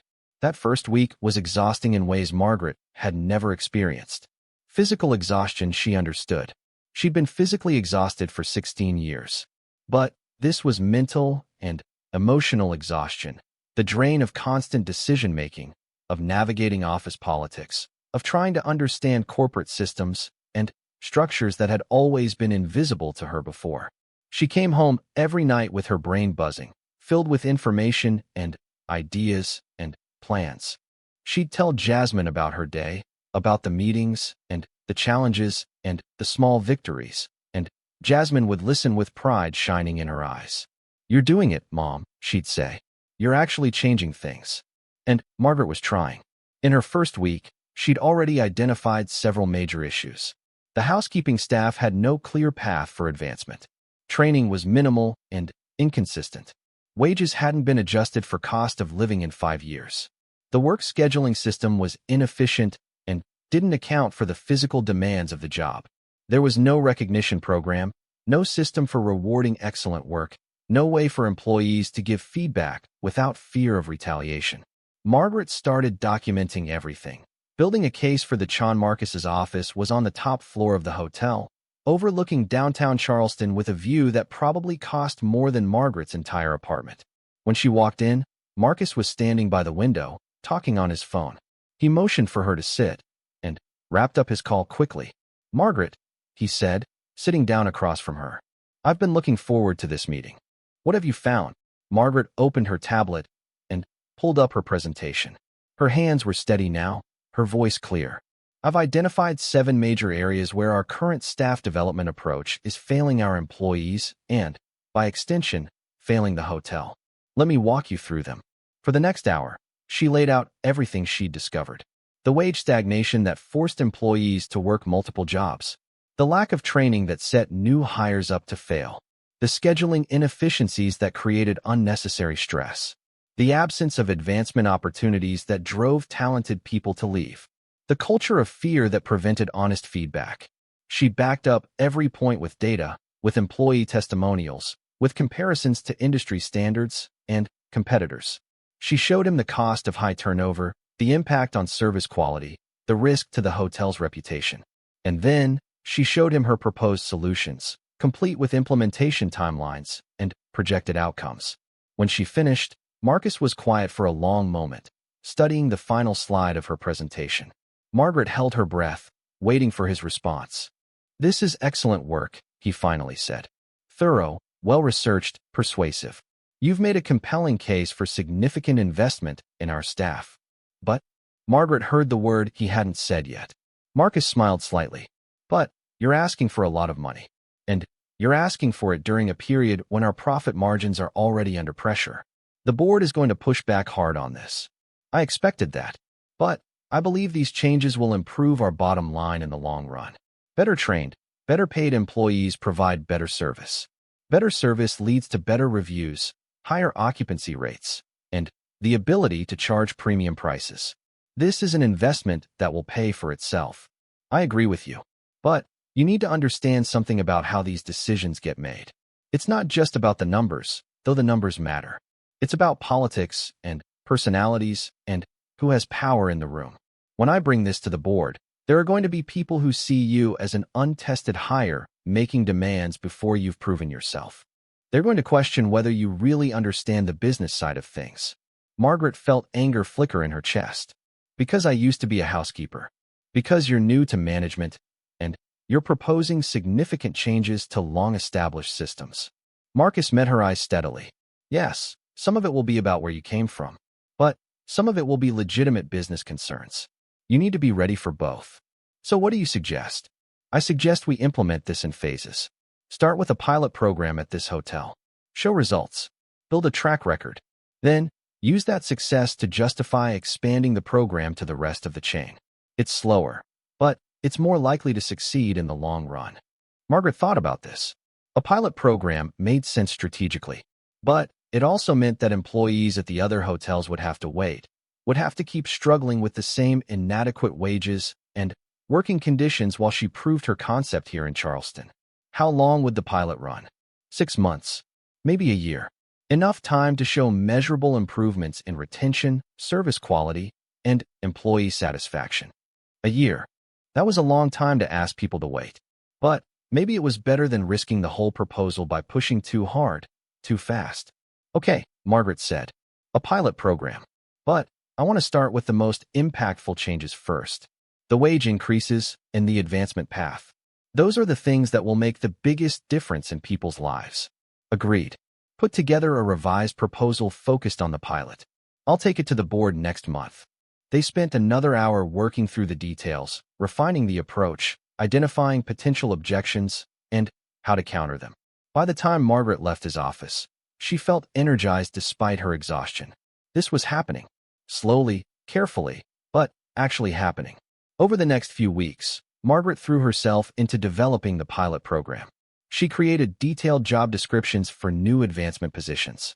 She designed training curricula.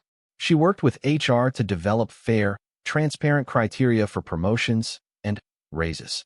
She met with employees to get their input and buy-in. And she waited to hear from Stanford. The early decision deadline had passed, and results were supposed to come out in mid-December. Every day, Jasmine checked her email obsessively, hoping for news. Every day, there was nothing. Maybe it's a sign, Jasmine said one night, her optimism starting to crack. Maybe I'm not supposed to go there. Maybe I should just focus on the safety schools. Don't do that, Margaret said firmly. Don't give up before you even hear back. You're smart enough, you're qualified enough, and you deserve to be there as much as anyone. But, privately, Margaret worried too. What if Jasmine didn't get in? What if Marcus's recommendation letter wasn't enough? What if all of this hope and effort ended in disappointment? The board meeting where Marcus would present the pilot program proposal was scheduled for the first week of December. Margaret wasn't allowed to attend, which made the waiting even more excruciating. She sat in her office that day, trying to focus on other work, jumping every time her phone made a sound.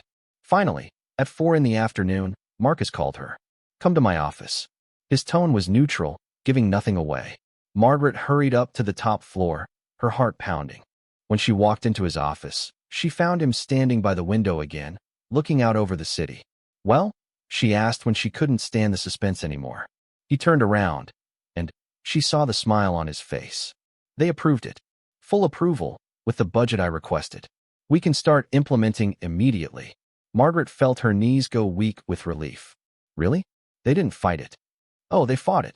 There were some heated discussions about whether we could afford it, whether it would set precedents for the other hotels, whether you knew what you were doing. His smile widened. But I showed them your data. I showed them your analysis.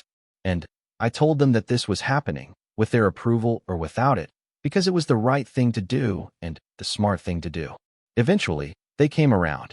Thank you, Margaret said, her voice thick with emotion. Thank you for fighting for this. I didn't fight for it. You did. You built the case. You did the work. I just brought it to the table. Marcus walked over and extended his hand. Congratulations, Director Williams. Now comes the hard part. Actually making it work. Margaret shook his hand, grinning despite the tears in her eyes. I'm ready. They spent the next hour planning the rollout. They would announce the new program to the staff in 2 weeks, just before Christmas. It would be a gift, Marcus said.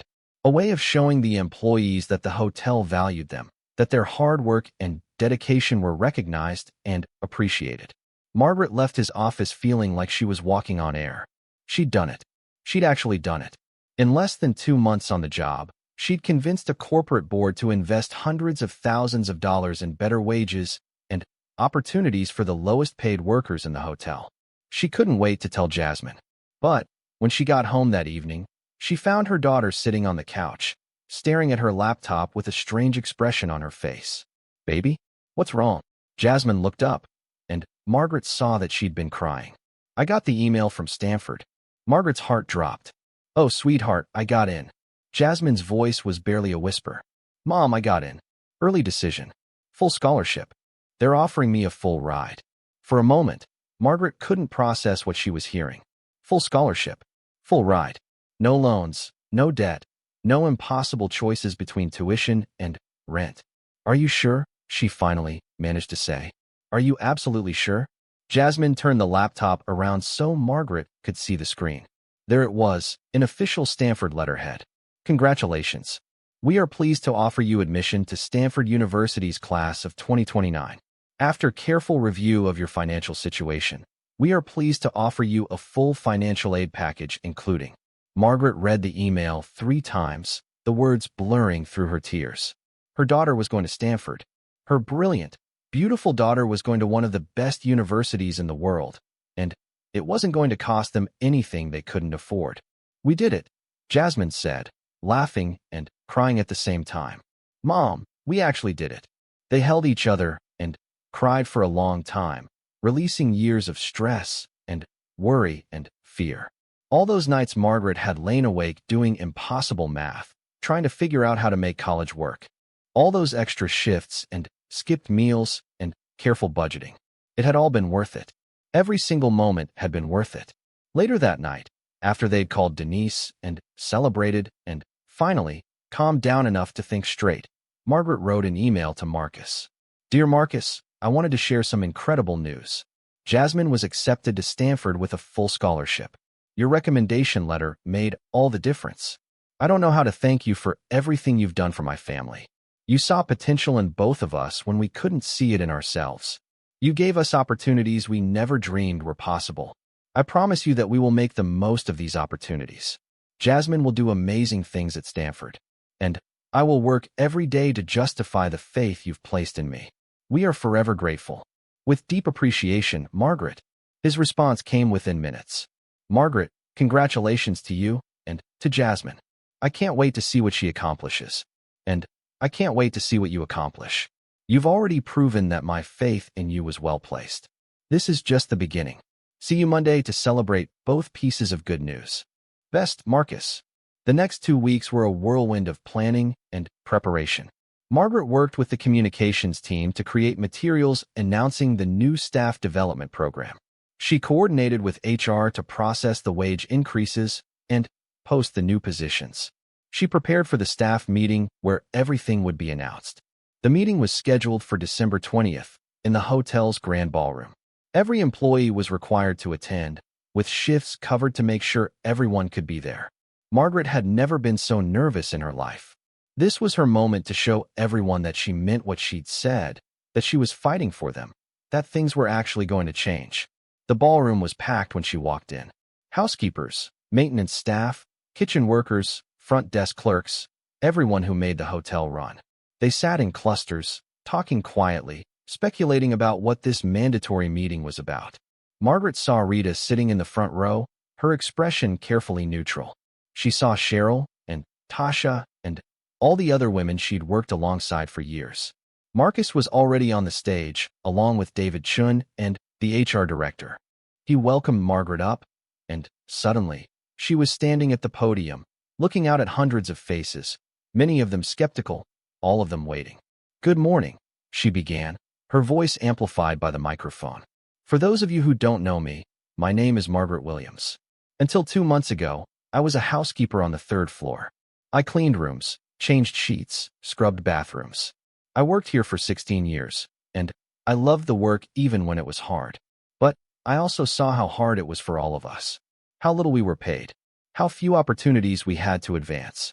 How invisible we felt to the people who made decisions about our lives." She paused, looking around the room. People were leaning forward now, paying attention. "When Mr. Whitmore offered me this position, I almost said no. I didn't think I could do it. I didn't think I deserved it. But then I thought about all of you, about the women and men who work so hard every day to make this hotel great, who give everything you have for wages that barely cover your bills. And I decided that if I had a chance to change things, I had to take it." She pulled up the first slide of her presentation, showing the new wage structure. Effective January 1st, all housekeeping and food service positions are receiving a 20% wage increase. This increase is permanent and will be adjusted annually for cost of living. There was a collective gasp in the room. People started whispering to each other, looking shocked. Margaret continued, walking them through the rest of the program. The new advancement positions, the training programs, the recognition system, the feedback process that protected them from retaliation. She watched as disbelief turned to hope, as skepticism turned to excitement. When she finished, there was a moment of stunned silence. Then, someone in the back started clapping. Someone else joined in. And then, the whole room erupted in applause, people standing, cheering, some of them crying. Margaret stepped back from the podium, overwhelmed by the response. Marcus stepped forward and leaned toward her microphone. "This is Margaret's program," he said over the applause. "She designed it. She fought for it. She made it happen. If you want to thank someone, thank her." People rushed the stage. Women Margaret had worked with for years, hugging her, thanking her, crying on her shoulder. Cheryl was there, tears streaming down her face. "You did it," she kept saying. "You actually did it." Even Rita came up, extending her hand. "I owe you an apology," she said quietly. "I didn't think you could pull this off. I didn't think anyone could. But you did. I couldn't have done it without your help," Margaret said, shaking her hand. "I needed to understand how the department worked, and you taught me that." Rita's expression softened slightly. "Maybe we can work together from now on, instead of against each other. I'd like that." The celebration went on for another hour. Marcus had arranged for food and drinks, turning the announcement into a party. Margaret moved through the crowd, talking to people, answering questions, explaining how the new system would work. Every conversation reminded her why she'd fought so hard for this. These were real people with real struggles, and now their lives were going to get a little bit easier. That night, Margaret came home exhausted, but happier than she'd been in years. Jasmine was waiting up for her, eager to hear how it went. "It was amazing, baby," Margaret said, kicking off her heels and collapsing on the couch. "You should have seen their faces when I told them about the raises. Some of them cried. Some of them couldn't believe it was real. Because of you, Mom. You made it real. No, because of us. Because you pushed me to take the risk. Because you believed in me when I didn't believe in myself." Margaret pulled her daughter close. "We're a team, you and me. Always have been." They sat there together, talking about the future, about Stanford and new jobs and all the possibilities that suddenly seemed within reach. It had been less than 3 months since Margaret first met Marcus Whitmore, less than 3 months since her entire life had changed. But it felt like a lifetime ago that she'd been just another invisible housekeeper, pushing a cart down hotel hallways, accepting that this was all her life would ever be. Christmas that year was different. For the first time in longer than Margaret could remember, she didn't have to choose between gifts and groceries. She didn't have to count every penny, didn't have to feel guilty about small indulgences. Her first paycheck as director of staff development had been deposited, and it was more money than she'd ever seen in her account at one time. She took Jasmine shopping for clothes for Stanford. They bought a new laptop, dorm supplies, everything she'd need for her new life. And Margaret bought herself something too, something frivolous and impractical. A beautiful leather bag, the kind she'd seen businesswomen carry, the kind she'd never imagined she'd own. "You deserve it, Mom," Jasmine said when Margaret hesitated over the price tag. "You deserve all of it." On Christmas morning, they opened their presents in their small apartment, which suddenly didn't feel quite so small anymore. Margaret had gotten Jasmine books for her Stanford reading list, and a beautiful necklace with a small diamond pendant. Jasmine had gotten her mother a framed photo of the two of them, with an inscription that read, "To the woman who taught me that anything is possible. I love you, Mom." Margaret cried, of course. She seemed to cry at everything these days, but they were good tears. Happy tears. The kind of tears that came from gratitude and relief and joy. That afternoon, there was a knock on their door. When Margaret opened it, she found Marcus standing there, holding a wrapped package. "Mr. Whitmore," she said, surprised. "What are you doing here? How did you even know where I lived?" "It's in your employment file," he said with a smile. "May I come in? I won't stay long. I know it's Christmas, and you're probably busy with family." Margaret invited him in, suddenly self-conscious about her small apartment with its old furniture and worn carpet. But Marcus didn't seem to notice or care. He greeted Jasmine warmly, congratulating her again on Stanford, then handed Margaret the package. "I wanted to give you this in person," he said. "It's a small thank you for everything you've accomplished in such a short time." Margaret opened the package carefully. Inside was a leather portfolio, similar to the ones she'd seen executives carry, with her initials embossed on the front. And inside the portfolio was a check for $10,000. "Marcus, I can't accept this," she started. "It's a bonus," he interrupted. "A performance bonus for exceeding expectations. You've transformed the staff development program in record time. You've improved morale, reduced turnover, and created a model that we're going to implement across all our properties. That's worth far more than $10,000 to the company. Consider it well earned." Margaret looked at the check, then at Marcus, then at Jasmine, who was grinning. $10,000. She could put that toward Jasmine's expenses at Stanford. She could build up a real emergency fund. She could finally stop living on the edge of financial disaster. "Thank you," she said, her voice thick with emotion. "For everything. For seeing me. For believing in me. For changing my life and my daughter's life. I don't know how we can ever repay you." "You're already repaying me," Marcus said. "Every time you help another employee, every time you create an opportunity for someone who thought they'd never have one, you're repaying me. Keep doing that, and we're more than even." He left soon after, heading to his own family's Christmas celebration. Margaret and Jasmine stood at the window, watching his car drive away. He's a good man, Jasmine said. Yes, he is. But he's also smart. He understands that investing in people isn't charity. It's good business. Margaret turned to her daughter.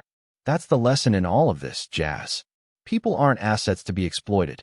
They're investments to be nurtured. When you take care of people, they take care of you. The new year brought new challenges and new opportunities. The staff development program rolled out across all the Whitmore hotels, with Margaret traveling to each property to oversee implementation. She trained local managers, met with employees, refined the program based on feedback. It was exhausting but exhilarating work. By spring, the results were undeniable. Turnover had dropped by 40%. Service quality scores had increased significantly. Employee satisfaction surveys showed dramatic improvements. The program was working even better than Margaret had hoped. She was invited to speak at a hospitality industry conference about the program, sharing her insights with other hotel managers and executives. Standing on that stage, looking out at hundreds of people who wanted to learn from her experience, Margaret had a moment of profound gratitude for the journey that had brought her here. In August, she and Jasmine flew to California for Stanford's freshman orientation. As they drove onto campus, past the palm trees and Spanish architecture, Jasmine's face was glowing with excitement and wonder. I can't believe I'm really here, she whispered. Believe it, baby.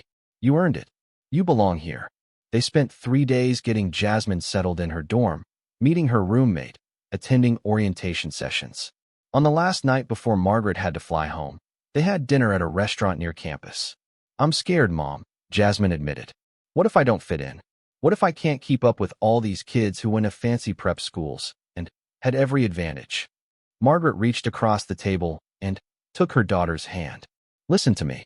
You've already overcome more obstacles than most of these kids will ever face. You've worked harder, fought longer, and sacrificed more. You belong here just as much as anyone else. Don't ever let anyone make you feel otherwise. What if I fail? Then you'll get back up and try again. Just like I did. Just like we always do. Margaret squeezed her hand. Failure isn't falling down, Jazz. It's staying down. And we Williamses, we don't stay down. Ever. Jasmine smiled through her tears. I love you, Mom. I love you too, baby. More than anything in this world. Flying home the next day, Margaret looked out the airplane window at the clouds below and thought about how much her life had changed in less than a year. She'd gone from cleaning hotel rooms to redesigning how an entire company treated its employees. Her daughter had gone from dreaming about Stanford to actually attending Stanford. They'd gone from barely scraping by to having financial security and real opportunities for the future. And it had all started with a simple encounter in a hotel room, with a man she'd dismissed as just another privileged guest, with assumptions that turned out to be completely wrong. Margaret had learned so much in these past months. She'd learned that her own limitations had been largely self-imposed, built on years of being told she was just the help, just a housekeeper, just someone who cleaned up after other people. She'd learned that intelligence and potential had nothing to do with titles or education levels, and everything to do with willingness to learn and grow. She'd learned that kindness from unexpected sources could change everything. Most importantly, she'd learned that she had power. Not just the power of her new position, but the power of her voice, her experience, her determination to make things better. She'd spent 16 years being invisible, and she'd wasted so much time resenting that invisibility instead of recognizing that she had the power to make herself visible, to demand to be seen, to refuse to accept that her current circumstances were all she deserved. Marcus had given her an opportunity, yes, but she'd been the one to seize it. She'd been the one to overcome her fear and doubt. She'd been the one to do the work, to fight the fights, to prove that she belonged in that leadership role. When she got back to Charleston, she went straight to the hotel from the airport. It was Sunday evening, and the place was quiet. She walked through the lobby, past the front desk, and took the elevator to the 3rd floor. Her old floor, the place where she'd spent 16 years of her life. She walked down the hallway slowly, remembering. Room 301, where the business traveler had always left her a $5 tip. Room 305, where the elderly couple came every anniversary. Room 307, where Marcus Whitmore had stayed, where everything had begun. She stood outside room 307 for a long moment, Thinking about that morning when she'd knocked on the door, when she'd interrupted his sleep, when she'd refused his $20 tip because her pride wouldn't let her accept what she saw as charity. If she could go back and tell that version of herself what was coming, would she believe it? Would she believe that the sleepy man in the Stanford sweatshirt was going to change her entire life? Would she believe that refusing his tip was going to lead to a conversation that would lead to a job offer that would lead to everything that came after? Probably not. That Margaret had been too beaten down, too certain that her life was fixed and unchangeable. That Margaret couldn't have imagined becoming a director, couldn't have dreamed of Jasmine going to Stanford on a full scholarship, couldn't have believed that things could actually get better. But they had gotten better. They had changed. And, standing in that hallway, Margaret made herself a promise. She would never go back to being invisible. She would never again accept that her circumstances defined her potential. She would keep fighting, keep growing, keep creating opportunities for herself and for others. She would honor the journey that had brought her here by making sure it led somewhere even better. Margaret took the elevator back down to the lobby and walked out the main entrance, her head high, her shoulders back. The doorman nodded to her. "Have a good evening, Ms. Williams," he said. "Thank you," she replied. "You too." She walked to her car, a modest used sedan she'd bought with her first director's paycheck, and drove home through the Charleston streets. Past the historic district where the Whitmore Grand Hotel stood. Past the neighborhoods that marked the invisible borders between wealth and poverty. Past the landmarks of her own life. The bus stops where she'd waited in the rain. The grocery stores where she'd counted pennies. The schools where Jasmine had excelled despite every obstacle.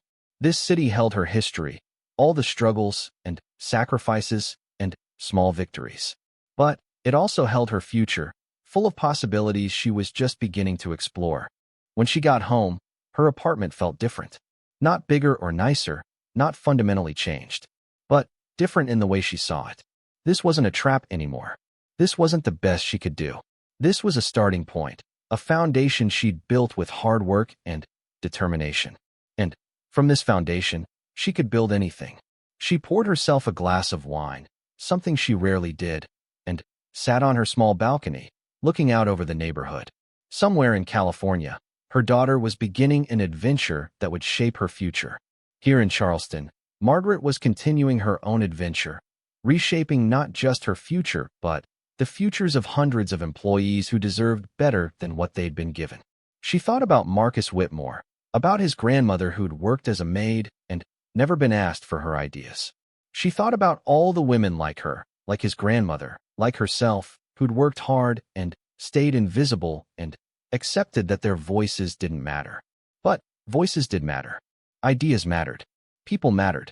And Margaret was going to spend the rest of her career making sure that message got through, making sure that no one else had to spend 16 years feeling invisible before someone finally saw them.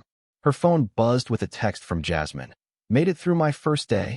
It's amazing here, Mom. Thank you for everything. I'm going to make you proud." Margaret smiled and typed back, "You already have, baby. Every single day of your life, you've already made me proud. Now go make yourself proud."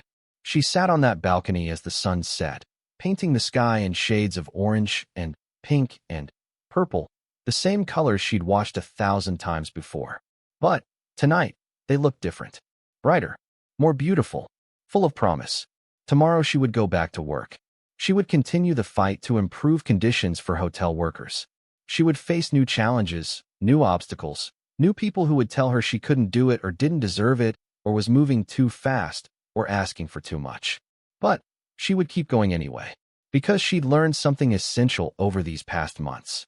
She'd learned that change was possible, that people could surprise you, that a chance encounter could redirect your entire life, that refusing to be invisible could make you powerful, that hope, despite everything, was a choice you could make every single day. Margaret Williams had been invisible for 16 years, but she would never be invisible again. And she would make sure that every person who worked under her leadership knew that they didn't have to be invisible either. They could be seen. They could be heard. They could be valued. They could change their lives and the lives of their children, and maybe, if they were lucky and brave enough to take the opportunities that came their way, they could change the world. One hotel room at a time.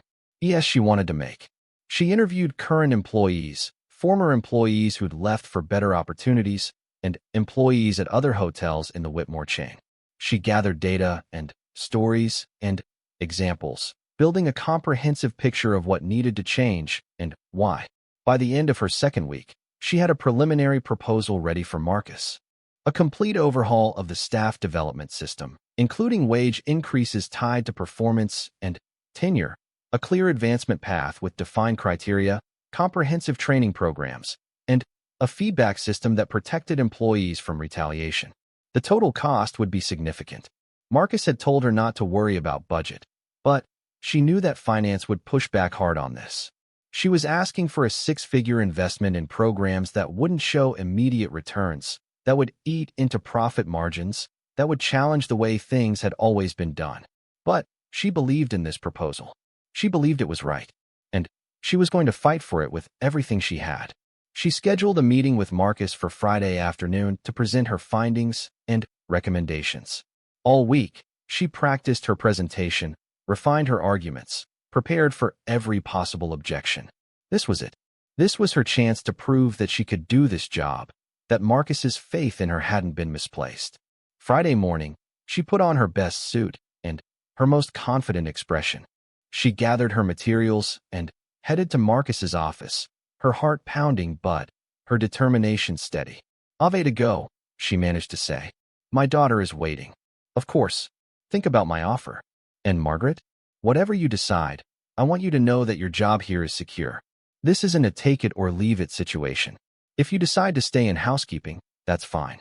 I respect whatever choice you make." Margaret nodded and walked out of the hotel, her mind spinning. She walked right past the bus stop, needing to move, needing to think. She walked for blocks, barely seeing where she was going, until she found herself in Marion Square, the small park downtown where she and Jasmine used to come when Jazz was little. She sat on a bench and pulled out her phone, staring at Marcus's email from that morning. Leadership potential, opportunities, a chance to change the system instead of just surviving it. Could she really do it? Could she really become the kind of person who sat in meetings and made decisions and fought for change? Or would she just become another Rita, ground down by the system, turning her frustration on the people beneath her? The sun was setting, painting the sky in shades of orange and pink. Margaret sat on that bench and thought about her life, about the choices that had brought her here, about the choices that lay ahead. And for the first time in a very long time, she allowed herself to hope that maybe, just maybe, things could actually get better. Deleted it and rewrote it a dozen times before she finally had something that felt right. "Dear Mr. Whitmore, thank you for your generous gift and your kind words about my daughter. I have decided to accept your offer, not as charity, but as the investment you intended it to be. Jasmine will be applying to Stanford and several other schools. If your offer to write a recommendation letter still stands, we would be deeply grateful. I want to apologize for my behavior when we first met. I made assumptions about you that were unfair and wrong. You showed me kindness, and I responded with suspicion and pride. I'm learning that pride can be both a strength and a weakness, and I'm trying to find the balance. Thank you for seeing me. Thank you for seeing my daughter. Thank you for believing we deserve a chance. With gratitude and respect, Margaret Williams." She hit send before she could second-guess herself again, then closed her laptop and went to bed. Sleep didn't come easily. Her mind kept spinning through the events of the day, seeing them from different angles, trying to understand how her life had pivoted so completely in the space of a few hours. She thought about what Jasmine had said, about fear and pride. For so long, Margaret had built walls around herself, keeping the world at a safe distance. It was easier that way. Safer. If you didn't hope for too much, you couldn't be disappointed. If you didn't let people see your struggles, they couldn't pity you. If you stayed invisible, you stayed safe. But safety had its costs too. Safety meant missing opportunities. Safety meant building a life so small and controlled that there was no room for miracles or surprises or the kindness of strangers who turned out to be not so strange after all. Marcus Whitmore had offered her a gift. But the real gift wasn't the money. The real gift was the permission to hope, to believe that maybe her daughter's dreams weren't impossible after all, to imagine a future that was bigger and brighter than anything she'd let herself dream about in years. Margaret finally fell asleep around midnight, and for the first time in longer than she could remember, she slept without the weight of worry pressing down on her chest. Tomorrow would bring its own challenges. Rita's anger, the gossip that would inevitably spread through the hotel staff, the complexity of navigating her relationship with the man who owned her workplace. But tonight, she could rest in the knowledge that her daughter had a chance. A real chance. And maybe, just maybe, that was enough. She closed the notebook and rubbed her tired eyes. Tomorrow would be another day of cleaning rooms, of being invisible, of serving people who had everything she didn't. But tomorrow she would also come home to Jasmine, to her brilliant daughter who had scored 1540 on her SATs, who had a real shot at a real future. And maybe that was enough. Maybe that had to be enough. Margaret didn't know it then, but her entire world was about to change. The young man in room 307 wasn't just another guest. He wasn't just another Stanford graduate passing through Charleston on business. And her decision to refuse his $20, to walk away with her pride intact, would turn out to be the most significant mistake she'd ever make. But that revelation was still days away, waiting for her like a storm on the horizon, invisible but inevitable, ready to tear apart everything she thought she knew about herself, about her place in the world, about the careful distance she'd maintained between herself and the people she served. For now, she went to bed, her body aching and her mind full of numbers, not knowing that the next time she saw the man from room 307, nothing would ever be the same again.